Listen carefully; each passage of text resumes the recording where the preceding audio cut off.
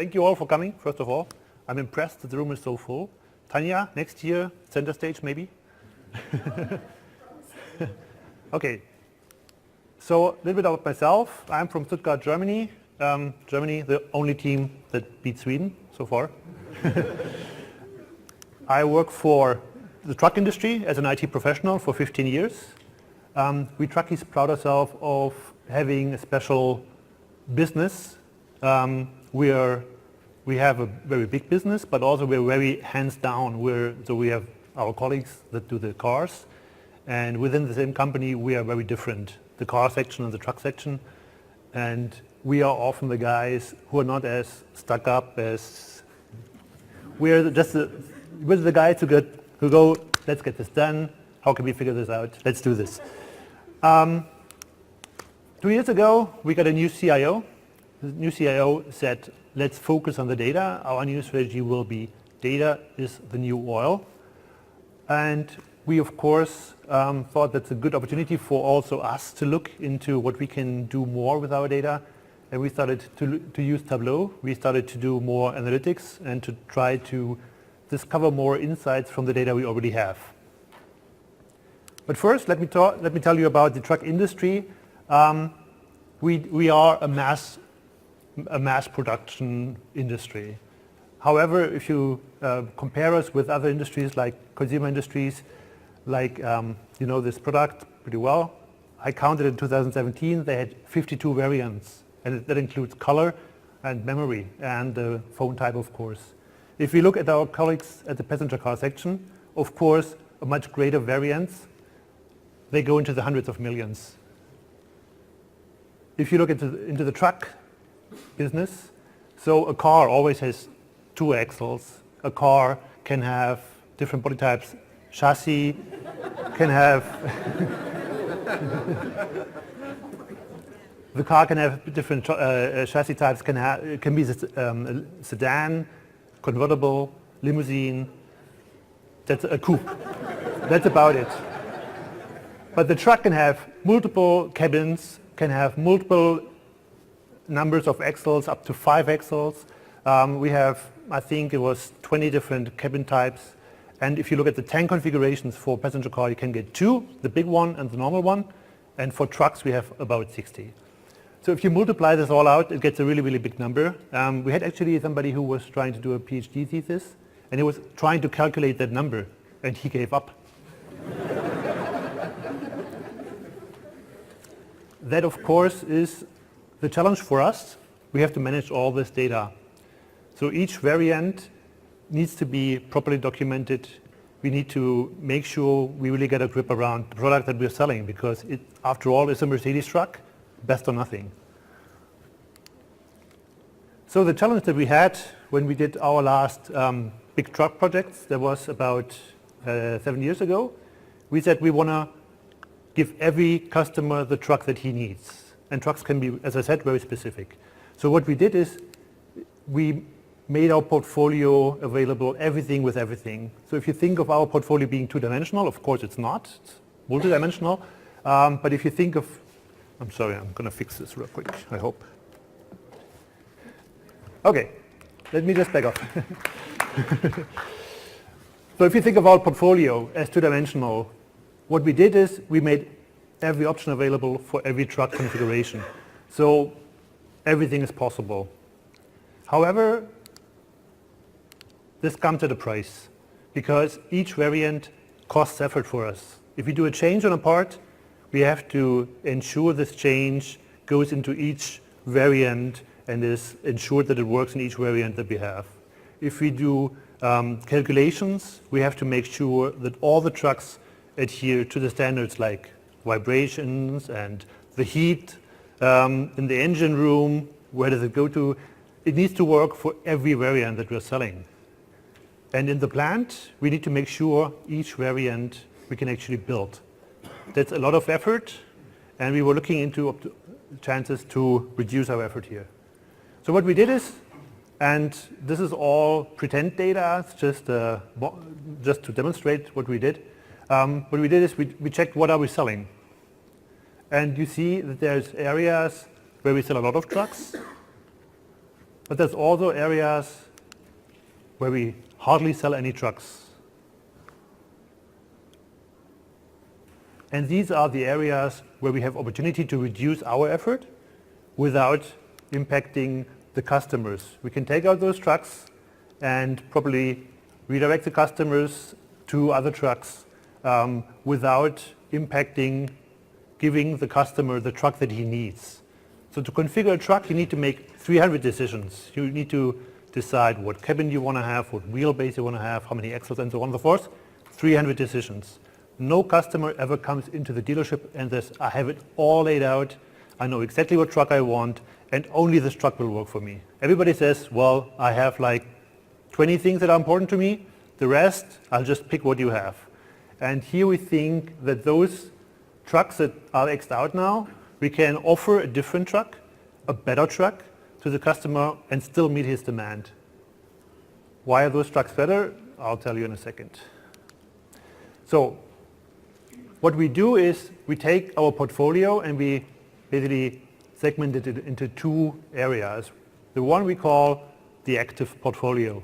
And we define a threshold and a truck configuration, which is the basic technology of the truck. That is cabin, engine, transmission, power takeoffs, wheelbase, overhang, tank configuration, and other frame-related parts. And why do we take those areas of the truck? Because if you change something there, a lot of the technology in the truck will change. So if you change from leather seats to cloth seats, or if you change from the nice radio to the not so nice radio, that really doesn't bother us. But if you change the wheelbase, that impacts a lot of the things in the truck. So we defined the basic truck layout, what we call it. And we said we want to define a threshold, and the active portfolio is everything that is above that threshold, and then of course the other one is below. And what happens with this is in sales, as I said before, if you go to the dealership, we will offer you one of the trucks from the active portfolio, unless you insist and you need to have a different one. But we assume that in the active portfolio we have a truck for everyone. In R&D, we will focus on those truck variants. That means we can put even more effort into making those trucks better, and when we develop improvements, we can bring them out for those trucks at first, or with focus on those trucks. In testing and in calculations, we can use these trucks to build our test cases. Usually what you do when you test a product, you take the worst possible scenario. You take the longest wheelbase with the most amount of weight in the middle of the frame. Or you take the shortest wheelbase and you send it over the worst path possible. And then we work hard to make those configurations work. But those configurations are not sold afterwards. So why do we put so much effort into making a configuration work that is never sold? No customer would ever buy such a weird truck. So we say instead of doing this, we want to build our test cases based out of a portfolio that the customer actually buys. And then in the plant, easy enough, we can focus on those trucks also to assure that assembly just goes like this. So the other area we call the passive or the inactive portfolio. And of course, if the one is above the threshold, the other one is below. In sales, we'll avoid selling those variants. So if you go to the dealership, you need to insist that you want to have a truck that is with this weird configuration. Otherwise, we won't give you one. In R&D, we will still look at those variants, but with reduced effort. So if we have a change, we will look, is it technically possible to not bring the change into those variants? If yes, we'll just keep the change. Or if we can choose not to do a change at all for those trucks, we'll do that. In testing and in calculation, we just ignore those trucks. Why would we test those trucks if nobody buys them? And in the plant, again, we ignore them because if we don't get orders for those trucks, we don't need to ensure that they can be built in the plant. Now, if you insist to get one of those trucks, we say, okay, give us a few more days. We'll make this possible for you. And the effort, and we put a little bit more effort into the truck then.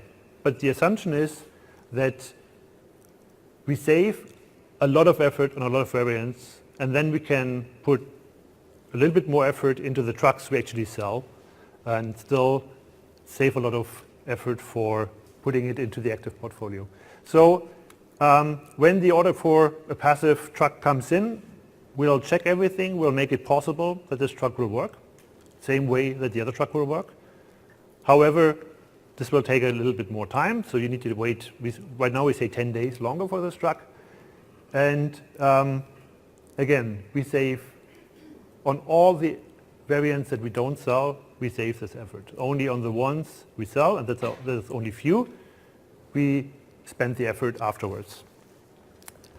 So enough PowerPoint. Let's go, you're all here for Tableau. Oh, one thing I forgot, sorry. And of course it's important to know what time frame do you look in. If we do daily update of the databases, well, I'm from IT, I can do that easily, but then that means that every day we could have a change of a variant excuse me, from passive to active, and then the organization needs to react to that. And we said we don't want to do this too often, but also we don't want to look into too old data for our evaluation. So we said we want to do it for 3 years, and we want to update it quarterly. So we're looking at the last 12 full quarters.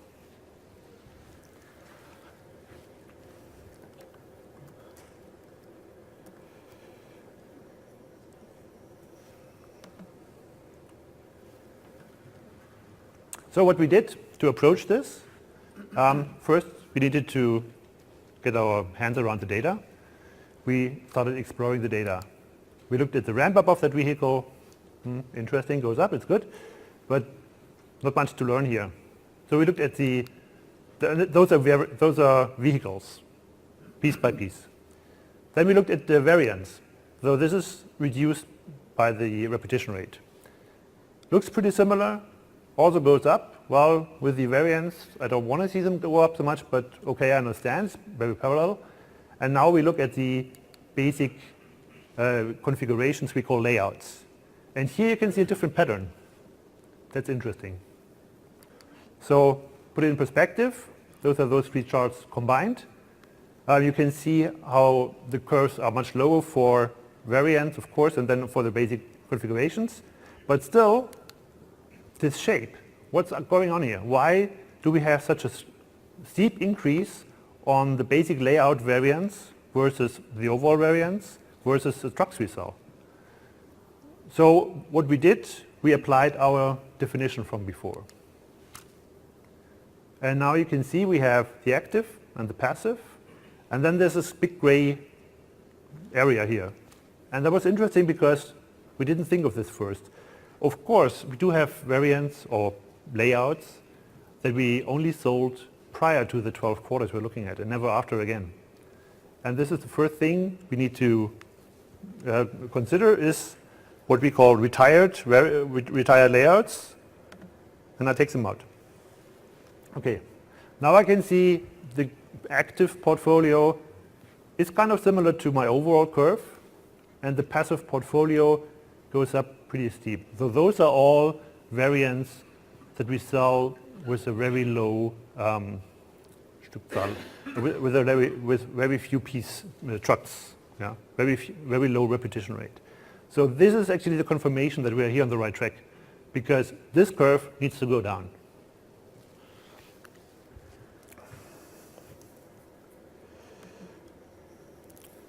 Again here, you can see the layouts on the top and the vehicles on the bottom, and you can see that over time we are selling more and more layouts that we only build a few trucks of. And again, with the assumptions of before, this is not what we should do, and this is not what the customer really wants. Okay, the other thing that we saw, these two guys here. And I made this dashboard actually in May. So what's happening here? We said the last 12 full quarters. Therefore, we have a current quarter, and we have new variants coming in that have never been sold before. And because they have never been sold before, they're neither active nor passive, they're new. And that was interesting learning for us because we didn't think of this. We just looked in the past. We said, here's my data set. Let's just count the repetition rate. I have active, I have passive. We didn't think of the retired ones. We didn't think of the new ones. And that is important. Why is this important? When we first looked at our data, and here the retired is already in, we just looked into the past and counted. And then we said, okay, the ratio of the green to the yellow, that's an okay ratio. The plant can handle the portion of the yellow, which is very important for us. But what we really need to look at is this chart. Because we don't need to look from today's perspective. Have we sold more of X variants of that layout? But from the perspective of that quarter, the order came in. Just because today an order comes in where somebody buys a layout we have never sold before, but he buys 20 pieces or 20 trucks, doesn't mean that the truck is already developed and already up to the standards we want to have the active portfolio in. It has never been sold before, so for me it's inactive. Therefore the red is very important. And you can see that the ratio of the green to the not green areas is quite different based on the perspective of how you look at the data. And that we also learned by just exploring the data and having it visual in front of us.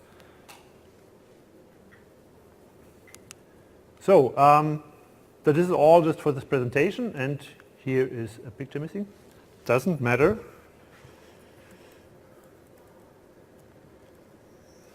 Okay, and this is an actual dashboard we developed for our business. It's a bit full. Let me go into presentation mode and it's a bit better. It's a little bit full, but it gives you all the information you need if you are working in the plant and you want to ensure that you can actually handle the orders that come in. So first of all, I have to say this, there's a filter here. This is not real data. Because I'm not allowed to show the real data. But what you can do here, you see our truck variants. We have the tractors. We have the, dang it, in English, I didn't think of looking up those words.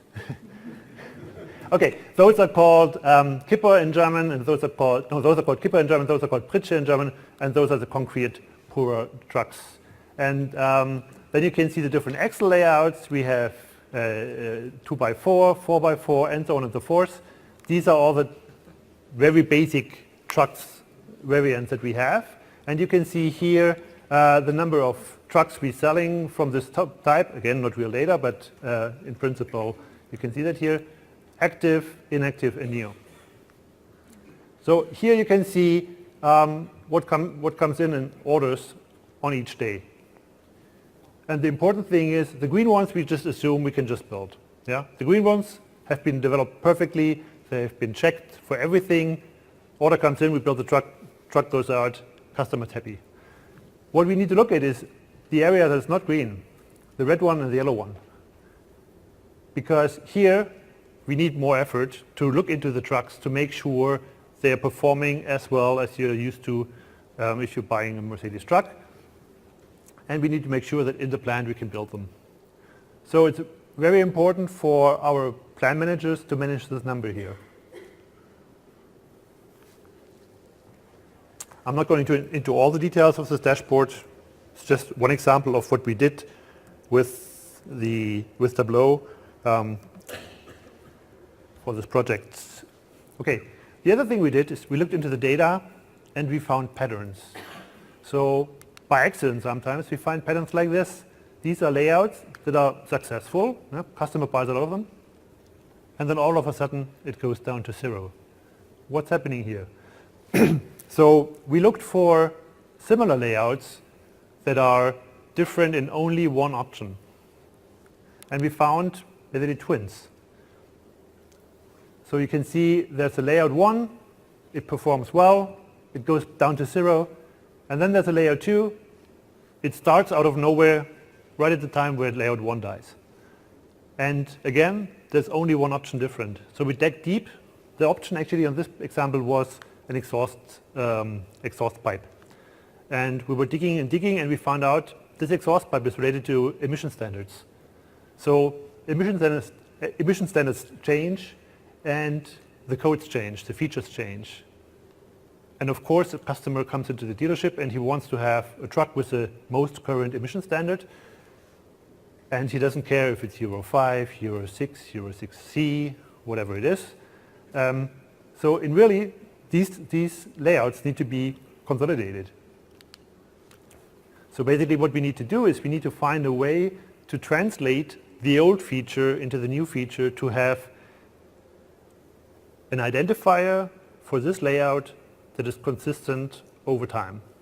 And again, this is a finding we didn't think of when we theorized the project, but when we saw the data, we found the pattern, and then we found that there's a need to act on this.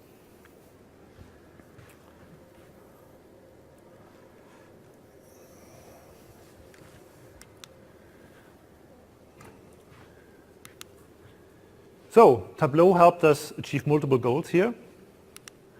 We had a better understanding of the data by visualizing it. We found the patterns that helped us to draw the right conclusions. We could confirm or correct our theories, again, with the perspective of how you look at the data. That was very important. Also, we used Tableau to build fast prototypes, and that's something I, as IT, am really proud of, because in the past, we come from a world where the business comes to us and says, you know, I want to have a dashboard where I can see this and this information. Usually I tell them, write a spec book, and then they hand over the spec book. I read it, I return it, say it's not good enough. And that goes a few rounds, and then I say, okay, the spec book is fine. I'll deliver in 2 years. And in 2 years, nobody cares about what they specified 2 years ago anymore. The problems have changed. The business needs something else right now. So nobody cares, and everybody says, oh, IT is crappy, IT is low, they're always too expensive, they're always they're always delivering stuff that nobody needs anymore. And they're right, yeah, we are. Because if we solve the problems from 2 years ago, we're not good. But with Tableau, I can sit in a meeting and I can put everything together in my dashboard. At the end of the meeting, I can show the dashboard. And we had meetings where this happened, where the business was discussing, like, oh, with this option, this feature, how often did it come, and was this more active or was it more passive? And I had a little bit of free time in the break, and it was my turn to speak, and I was like, by the way, first, before I speak, I want to answer the question from before. Here's the dashboard. You can see that many options were active. Here's the repetition rate. That many layouts were passive, and here's the reason why. And that's really cool. So in the end, what happens is IT becomes a business partner, and IT can talk to the business on eye level. And we can, with understanding the data, understand the business much better. And that, for me, has been the biggest achievement in this project, because instead of getting a spec book thrown at me, I now am asked to join meetings and to be part of a discussion and to be active in trying to solve the business problem, and not just have the business guys solve the business problem and say, okay, now we need an IT tool for that. And that is a role that I, as IT, want to play. I don't want to understand the business better than the business does, but I want to understand good enough so I can talk to them and I can bring my IT knowledge to the table and say, I know how to solve this. So, thank you. That's it from my side. And I'm looking forward to some questions.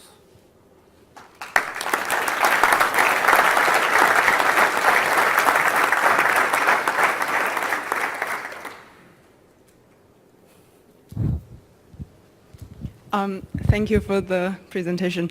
Could you tell us a bit more about the process in identifying the patterns in the example that you gave in terms of identifying twin layouts?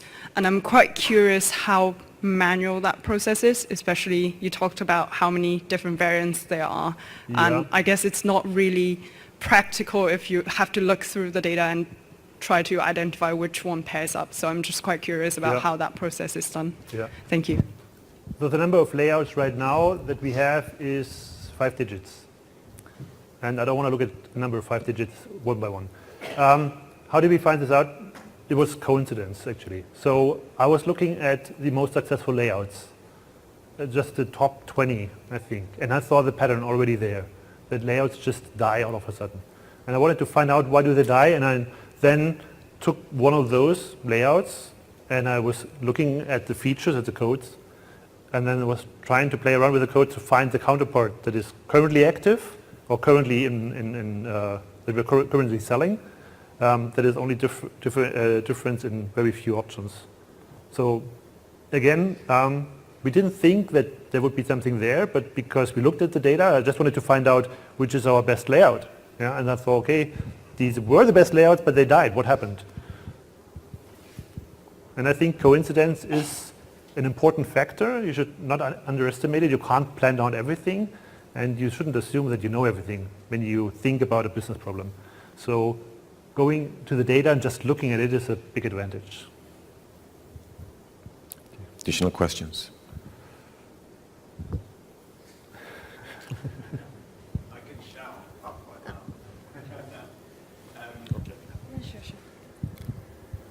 Yeah, And you have to shout. yeah, I'm just trying to remember what language.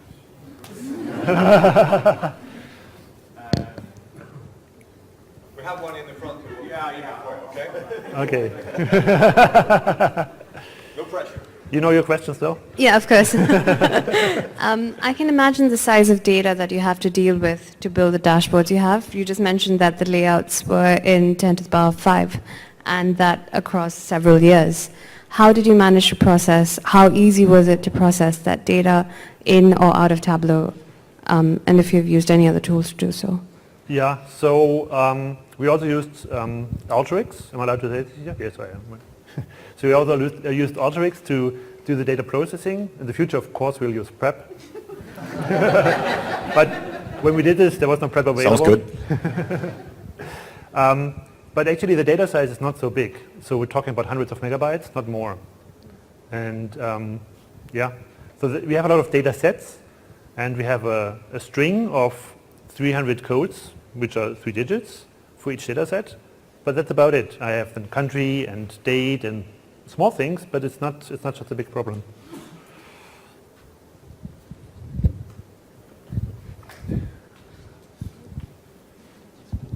I was in a pub yesterday. I know the English can shout. Are you English?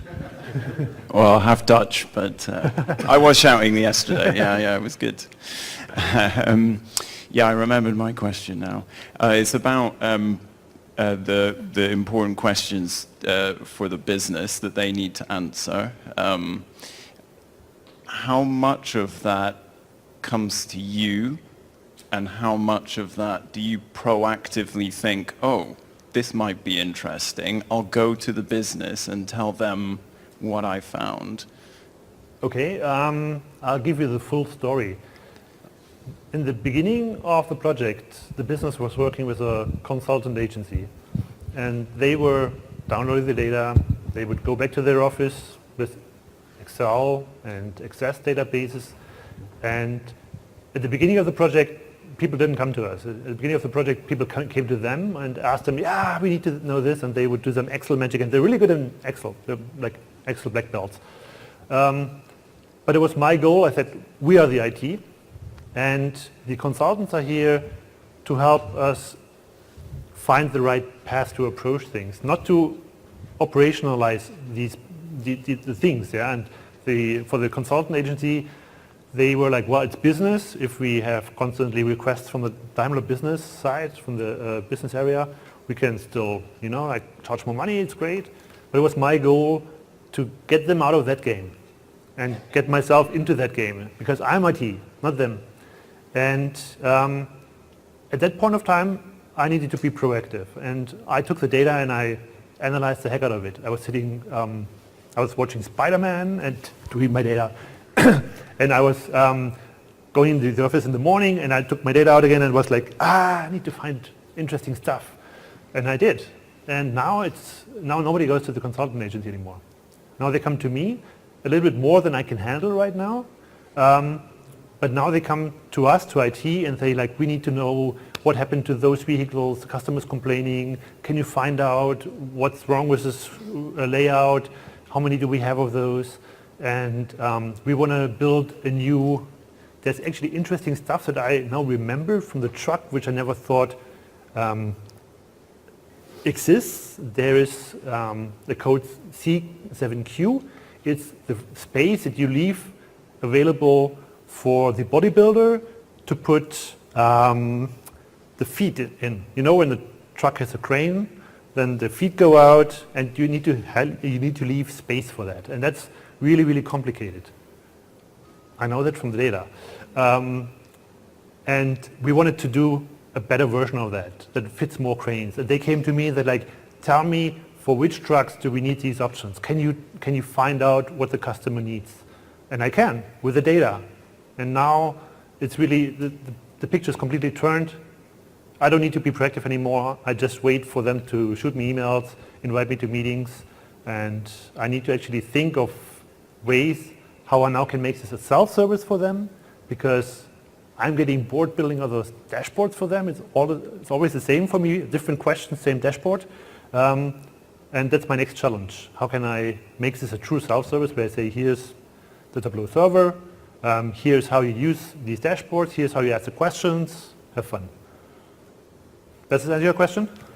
Okay. I think you're describing the daily work routine of about 80-90% of the people in this room, right? More questions? The guy there with the beautiful necklace. Mirko from Vision in Estonia. Could you share the setup of your team? You said that the production members, they come to your team and they don't have their own analysts. Sorry, I did not. Like, can you try to hold the mic okay. a little bit further away? Okay. Could you share the setup of your team? Like, and the setup of business team, meaning that do they have themselves analysts? So obviously this is a project that impacts sales, engineering, and production. And even we have an area, it's called CTT, where we do custom tailored trucks. The special ones that we only need for military or for whatever weird applications. And all those fractions came together on the business side to talk about this. But they didn't have business analysts or data analysts in the team. And it's up to us to bring that competence into the team. Now my team, I'm working in a swarm on that, and I have 3 data scientists in my team, and then a few other people who help me with the databases and the ETL processes. But basically, we're a very small team for such a big task, because we're trying to move Daimler Trucks into a completely new direction. But so far it works. Let's see how long.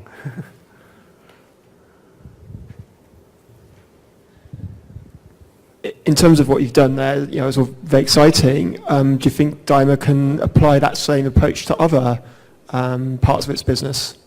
And have you made any steps to try and share this within Daimler, and how's that gone? Yeah, so Pascal doesn't like to take over our stuff. I mean, Pascal is making, 20 times as much money as we do. And they're looking at us and like, yeah, it's neat what you do. Actually, we do more advanced stuff in several areas, but they're the bigger brother. Also, in this particular case, I don't think it is applicable, because the variance on the truck on the Pascal side is low. From my perspective, it's very low. It's a few hundred millions. What is that? Nothing. Yeah, so I don't know exactly if it's applicable or not. Of course, we have committees where we talk and boast a bit about what we do. Yeah, but so far, we have to make this fly first. And I'm not sure if there's an area where we could apply this, but of course I would be happy to share.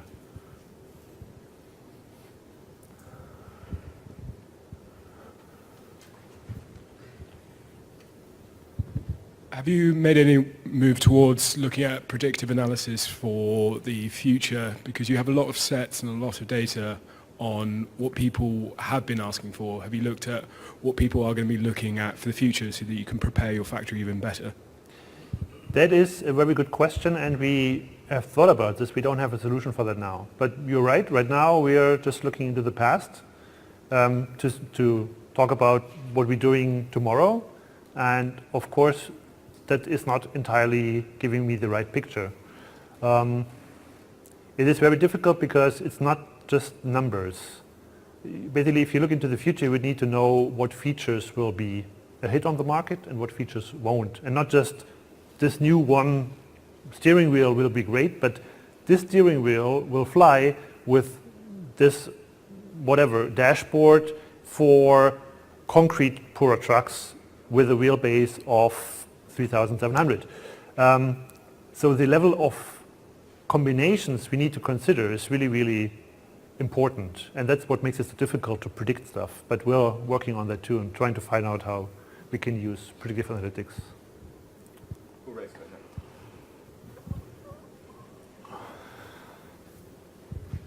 Sorry, also a little bit on the predictive side. Have you ever thought of taking your current customers and creating almost cohorts of them and then trying to predict for them what truck would best suit them?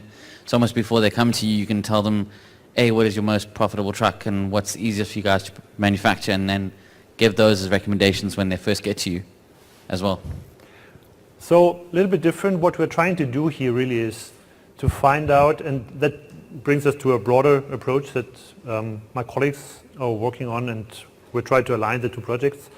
So we're collecting data from the trucks. Yeah, we're collecting how high was the temperature of your oil, what gears did you drive in, how fast were you driving in, how much vibration was on the truck. That tells us what road you were driving on. And we're collecting those data with permission of the truck drivers, of course. And from that, we're trying to find out more about the application of the truck. And what we want to get to is you come to the dealership and you just tell them one thing. I want a truck to transport my pigs from my farm to the butcher. And then we say, here's a truck. And before we can get there, we do this. But we're already looking into how can we get there, and you just tell us what you need the truck for, how long are you driving, what's the distance, what roads are you driving on, what are your transports usually, and then we say this is your truck. All right, we actually have the room for another 15-20 minutes. So those of you who feel you still want to ask Bertram some more questions, he's going to be here for a little bit more time. For those of us who want to get up and stretch the legs, get some more coffee before the next session, that starts around 4:45. I think we're going to round off here. On behalf of the Tableau group, we'd like to hand over a token of appreciation for Bertram and the Daimler team for coming out here and supporting our event. So please give him a round of applause for this presentation. Thank you.